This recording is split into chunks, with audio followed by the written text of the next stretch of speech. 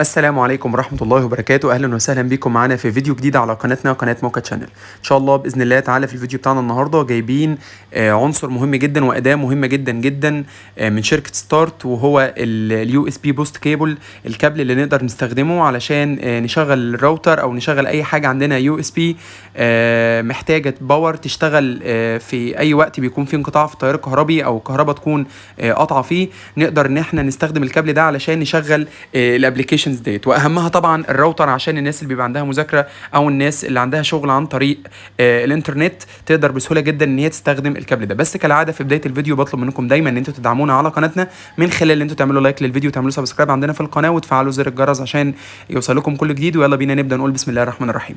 زي ما حضراتكم كده سمعتوا في المقدمه، ده كابل بسيط جدا باستخدام الباور بانك نقدر ان احنا نشغل الراوتر في الوقت اللي ممكن الكهرباء تكون فاصله فيه او يكون في وقت تخفيف الاحمال. نقدر بسهوله جدا ان احنا نشغل الراوتر والانترنت يفضل شغال عندنا في البيت، ما يتفصلش، او في الشغل او في المكتب او في اي مكان محتاج في الانترنت تقدر توصله بسهوله عن طريق الكابل اللي جايبينه من النهارده من شركه ستارت، وباستخدام الباور بانك، اي باور بانك عندنا في البيت. وطبعا الباور بانك اللي احنا مستخدمينه النهارده باور بانك من انكر، كنا عملنا عليه ريفيو، هسيب لكم اللينك بتاعه في الديسكربشن، وده كان ارخص باور بانك في مصر، سعره رخيص جدا ان شاء الله برضو تشوفوا الفيديو بتاعه. طيب الكيبل دوت بيستخدم في ابلكيشنز كتير، في العربيات، في الراوتر، لو عندك سماعات هوم سبيكر تقدر تستخدم اليو اس بي بوست كيبل دوت. ده كابل بيبقى الطول بتاعه تقريبا 1 متر، وبنقدر نوصله بالباور بانك ويدينا من 5 ل 12 فولت على حسب المكان اللي احنا بنغذي بيه. فلو احنا جينا نبص على الراوتر هنقدر بسهوله جدا ان احنا نغذيه باستخدام الباور بانك وباستخدام الكابل ده. الكابل ده سعره رخيص جدا، هقول لحضراتكم بعد شويه في نهايه الفيديو. الكابل زي ما قلت لحضراتكم تقريبا هو 1000 ملم، يعني تقريبا 1 متر، والكرنت بتاعه من 5 فولت 2 امبير، من 5 فولت 2 امبير ل 9 فولت 1 امبير، وهكذا. له كذا اوبشن، هو بيشتغل من 5 فولت لحد ال 12 فولت. تعالوا كده نفتح العلبه واوري لحضراتكم الكابل شكله عامل ازاي. كابل خفيف جدا وموضوع بسيط خالص، يعني ابسط ما يمكن، علشان نقدر بعد كده حتى لو حصل لا قدر الله والواحد اتعرض لاي ظرف يقدر بسهوله جدا عن طريق الكابل دوت يوصل الراوتر والانترنت يفضل شغال وما بيحصلش فيه اي مشكله خالص. تعالوا كده نفك بس الكابل واوري لحضراتكم بيشتغل ازاي. الموضوع بتاعه بسيط جدا وسهل خالص. كل الفكره ان احنا بنشغل الباور بانك اهو، انا فردت السلك ده الطول بتاعه، بنشغل الباور بانك ونبدا نوصل وصله اليو اس بي. بمجرد ما بنفتح الباور بانك وبنحط الوصله بنلاقي عندنا ظهر على طول لون اخضر، وده معناه ان الكابل كده جاهز ان هو يبدا يتوصل باي جهاز او بالراوتر زي ما احنا هنشوف كده من خلال الفيديو. تعالوا كده نفتح يلا الباور بانك. وزي ما قلت لحضراتكم ده باور بانك انكر 10000 ملي امبير، وكنت عملت عنه ريفيو برضو، هسيب لحضراتكم الفيديو بتاعه ان شاء الله في الديسكربشن تحت او في صندوق الوصف. بوصل كده كابل اليو اس بي، بصوا كده معايا بيظهر على طول لون اخضر، وده معناه ان الكابل خلاص جاهز كده ان هو يتوصل بالراوتر.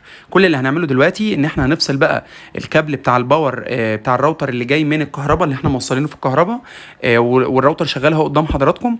هنبدا ان احنا نشيل كابل الباور من الراوتر، وانا قصدت كمان ان انا في الفيديو هنا استخدم راوتر قديم شويه عشان اوري لحضراتكم الموضوع سهل وبسيط جدا، سواء كان راوتر قديم او راوتر جديد الموضوع بسيط مفيش فيه اي مشكله خالص. هنشيل كابل الباور من الراوتر وكده خلاص الراوتر ده فصل باور، هوري لحضراتكم كده خلاص فاصل اهو. وهبدا ان احنا نحط فيه الكابل اللي احنا جايبينه دلوقتي وموصلينه من الباور بانك. هنوصله كده ونقول بسم الله الرحمن الرحيم. مفيش فيه خطوره ولا اي حاجه خالص لانه 5 فولت، فمحدش يقلق عشان حوار الكهرباء ده. 5 فولت ما ياثروش في اي حاجه، يعني محدش يقلق من موضوع الكهرباء ده. بمجرد ما فتحنا الباور بانك بصينا كده على اليو اس بي لقيناه على طول نور احمر، وكده معناه ان هو خلاص اتوصل بشيء او اتوصل بالجهاز اللي هو الراوتر. والحمد لله لمبه الباور اهي قادت في الراوتر، وهنلاحظ كده مع بعض ان الراوتر هيبدا يشتغل. ومش هفصل الفيديو غير لما الراوتر يشتغل ونتاكد ان الانترنت بقى تمام التمام وبقى شغال من خلال الكابل ده. بجد الكابل ده ممتاز جدا جدا وهيفيد ناس كتير في اماكن كتير. لو انا حصل اي ظرف او حاجه ومحتاج اشغل الراوتر او محتاج اوصل الكابل اليو اس بي دوت او اشغل باور للراوتر هيكون الموضوع سهل وبسيط جدا. طيب نيجي بقى لاهم جزئيه واخر جزئيه عندنا في الفيديو، وهو سعر الكابل.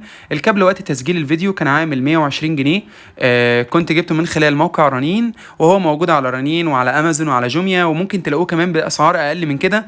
وممكن طبعا مع تحريك السعر نبص نلاقي الاسعار بتزيد شويه بتقل شويه على حسب الوقت اللي احنا بنشتري فيه او المكان او العروض اللي بتبقى موجوده، بس هو بيبقى في رينج من 100 ل 120 جنيه، ممكن اقل شويه او اكتر شويه.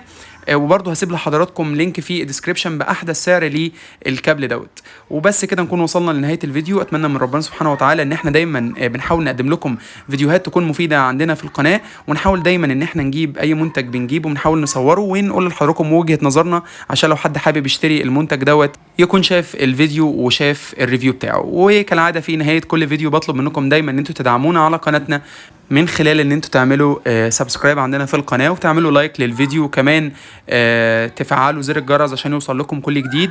وما تنسوش تدخلوا على القناه، عندنا هتلاقوا فيديوهات كتيره جدا جدا ان شاء الله باذن الله تعجبكم. اشوفكم ان شاء الله في فيديو جديد، والسلام عليكم ورحمه الله وبركاته.